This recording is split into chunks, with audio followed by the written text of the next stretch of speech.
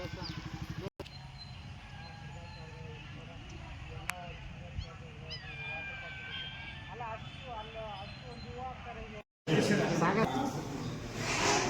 ಮಿತ್ರಗಳಿಗೆ, ಯಾಕೆಂದ್ರೆ ನೀವೆಲ್ಲ ಕಣಿ ಮುಂದೆ ಇದ್ದೀವಿ.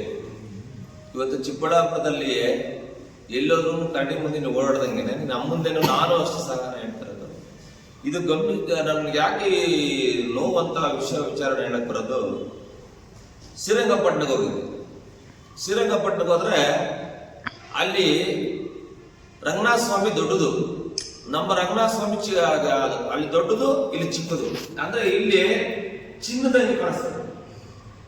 ಅಲ್ಲಿ ಹೋಗಿ ರಂಗಸ್ಥಳದಲ್ಲಿ ನಾವು ಹಿಂದೆ ಊರಿಗೆ ಹೋದಾಗ ಬಸ್ ಇರಲಿಲ್ಲ, ಸೈಕಲ್ ಇರಲಿಲ್ಲ, ಇವಾಗ ಯಾವುದು ಗಾಡಿಗಳಿರಲಿಲ್ಲ.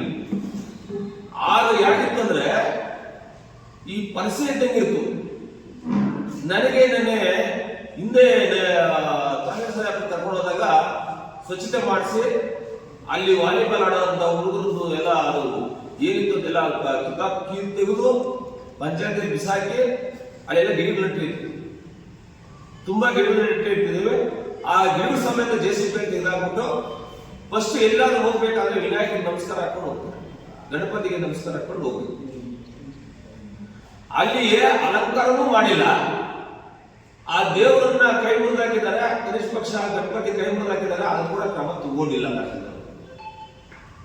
ಬೇಜವಾಬ್ದಾರಿಯಾಗಿ ಅವರು ಇದ್ದಾರೆ. ಫೋನ್ ಮಾಡಿದ್ರೆ ರಿಸೀವ್ ಮಾಡಿದ್ರು. ನಾನು ನಿನ್ನೆ ಜಿಲ್ಲಾಧಿಕಾರಿಗೆ ಕೇಳಿದಿಷ್ಟೇ, ಸರ್ ಸುಮಾರು ಸುತ್ತಮುತ್ತಲು 40 ಎಕರೆ ಜಮೀನಿದೆ, ರೈತರೆಲ್ಲ ಒತ್ತುವರಿ ಮಾಡ್ಕೊಂಡಿದ್ದಾರೆ.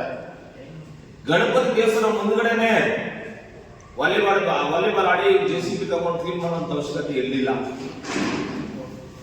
ಆಗ ಹೇಳಿದೆ, 2ನೇ ಸ್ಥಳ ಫಸ್ಟ್ ಶ್ರೀರಂಗಪಟ್ಟಣ ಬಿಟ್ಟರೆ ಇದು 2ನೇ ಸ್ಥಳ ಸರ್. ಇದು ಇಲ್ಲಿರೋಂಥ ಸ್ಥಳ ಇಲ್ಲ. ಹಿಂದೆ ಪೂಜಾರಿದ್ರು, ಆಗಿದ್ದಾಗ ಮದುವೆಗಳಾಗ್ತಾ ಇದ್ವು, ನಾಮಕರಣಗಳಾಗ್ತಾ ಇದ್ವು, ಬೇಕಾದಷ್ಟು ಕಾರ್ಯಕ್ರಮಗಳಾಗ್ತಾ ಇದ್ವು, ಫಿಲಿಂ ಆಕ್ಟರ್ಸ್ ದಂಡೆ ಬರ್ತಾ ಇದ್ರು, ಬೇಕಾದಷ್ಟು ಕಲಾವಿದರು ಬರ್ತಾ ಇದ್ರು. ಇಂಥವರೆಲ್ಲ ಬಂದಾಗ ಅಲ್ಲಿ ಬಂದು ನಾವು ಹೋಗ್ತಾ ಇದ್ವಿ ನೋಡಕ್ಕೆ, ಅಷ್ಟೊಂದು ಖುಷಿ ಆಗ್ತಾ ಇದ್ವಿ. ಇವತ್ತು ಅಲ್ಲಿ ಇಸ್ಪಿಟ್ ದಂಧೆ ಒಳಗಡೆ, ಆಮೇಲೆ ಅಕ್ಕ ಸುತ್ತಮುತ್ತಲು ಡ್ರಿಂಕ್ಸ್ ಕುಡಿಯೋಂಥದ್ದು, ಬೇರೆ ಬೇರೆ ಚಟುವಟಿಕೆಗಳು. ದೇವಸ್ಥಾನ ಒಳಗಡೆ ನಿಮ್ಗೆ ಎಲ್ಲ ಆಲ್ರೆಡಿ ಕಳಿಸ್ಕೊಟ್ಟಿದ್ರು, ಬಟ್ಟೆ ಒಳಗಾಕೋದು. ಆ ದೇವಸ್ಥಾನದಲ್ಲಿ ಮಾಡಬಾರ್ದು ಕೆಲಸ ಮಾಡಿದ್ದಕ್ಕೆ ಒಂದು ನಮ್ಮ ರಂಗನಾಥ ಸ್ವಾಮಿ ತಟಸ್ಥವಾಗ್ಬಿಟ್ಟು. ಆ ವಿಚಾರದಲ್ಲಿ ನಾನು ಏನಂದ್ರೆ ಜಿಲ್ಲಾಧಿಕಾರಿಗಳಿಗೆ, ಸರ್ಕಾರಕ್ಕೆ ಎಚ್ಚರಿಕೆ ಕೊಡುವಂಥದ್ದು. ನನಗೆ ಇವತ್ತೇನು ನಂದಿ ಬೆಟ್ಟಕ್ಕೆ ಯಾವ ತರ ಬರ್ತಾ ಇದ್ರು ಜನ, ಆ ತರ ನನ್ನ ಸ್ಥಳಕ್ಕೆ ಬರ್ತಾ ಇದ್ರು. ಇವತ್ತು ಬರ್ತಾ ಇಲ್ಲ.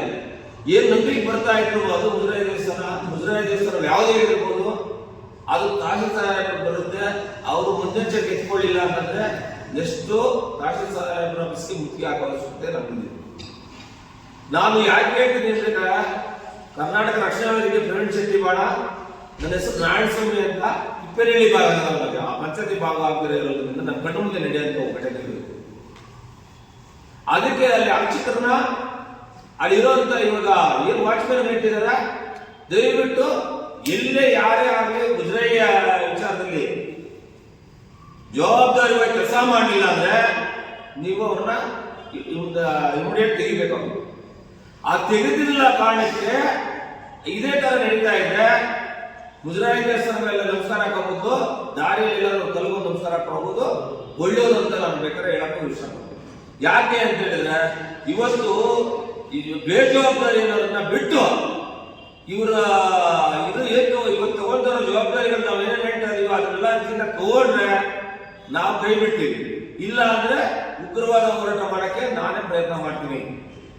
ಇದು ಇಷ್ಟು ನಾನು ಇವತ್ತು ಹೇಳಕ್ಕೆ ಕಷ್ಟಪಟ್ಟು ಮುಂದೆ ಬಂದಿರೋಂಥ ವಿಷಯ. ಅದು ಯಾರೇ ಆಗಿರ್ಬೋದು, ತಹಸೀಲ್ದಾರ್ ಆಗಿರ್ಬೋದು, PDO ಆಗಿರ್ಬೋದು, ನಮ್ಮ ಜಿಲ್ಲಾಧಿಕಾರಿಗಳು ಹೇಳಿದ್ರು.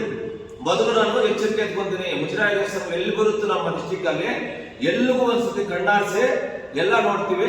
ಅವರು ಸಹ ಪಾಪ ನಮ್ಮ ಜೊತೆಲಿ ಚಪ್ಪಲಿ ಇಲ್ದರೆ ಕಾಲಲ್ಲಿ ನಡ್ಕೊಂಡು ಬಂದು ಆ ದೇವ್ರ ಬಾಗಲು ನಾನೇ ತೆಗೆದು ಆ ಕೈ ಮುರಿದೋಗಿರಂತ ವಿನಾಯಕನ ತೋರಿಸಿದ್ರೆ ಅಲ್ಲಿ ಹೋದಾಗ ಎಲ್ಲ ಅಲಂಕಾರಗಳು ದೇವರು ಮಾಡಿದ್ದಾರೆ.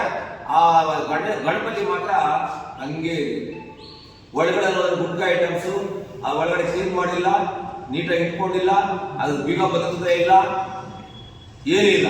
ಇಷ್ಟೊಂದು ಬೇಜವಾಬ್ದಾರಿ ಇರೋದು ನಮ್ಗೆ ಅವಶ್ಯಕತೆ ಇಲ್ಲ.